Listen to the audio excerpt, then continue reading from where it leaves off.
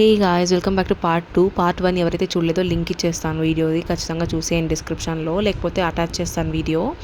అలానే ఇప్పుడు వచ్చేసి మనం ఆ పసుపు వాసన పోయాక తలకాయ మటన్ యాడ్ చేసుకొని మంచిగా ఇలా ఫ్రై చేసుకోవాలి ఒక 5 minutes దాకా. సో కొంచెం ఆల్రెడీ వాటర్ రిలీజ్ చేస్తుంది. ఇప్పుడు కారం యాడ్ చేసుకోవాలి మీకు టేస్ట్కి తగినంత. సో మేమైతే 1 kgకి బాగా 4 to 5 spoons దాకా యాడ్ చేస్తాం కారం. సో ఇలా బాగా ఫ్రై చేసుకొని మిరప్పొడి కూడా మనకి పచ్చివాసన అనేది పోవాలి. ఆ తర్వాత 1 glass ఆఫ్ వాటర్ అనమాట, లేకపోతే 1.5 glass కూడా యాడ్ చేసుకోవచ్చు కర్రీ కొంచెం ఎక్కువ కావాలంటే.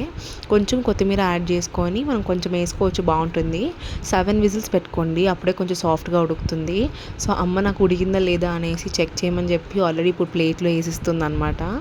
సో ఇప్పుడు వచ్చేసి ఉడికిందని చెప్పాక పూర్తిగా ఇప్పుడు ఇంకొంచెం కొత్తిమీర వేసి ధనియాలు అలాగే మిరియాల పొడి అనమాట, అంటే పెప్పర్ 2 యాడ్ చేసుకొని బాగా ఫ్రై చేసుకుంటే మీ కర్రీ రెడీ. ఇది రైస్కి కానీ దోశకి కానీ సూపర్గా ఉంటుంది. ట్రై చేసి కామెంట్ సెక్షన్లో కామెంట్ చేయండి.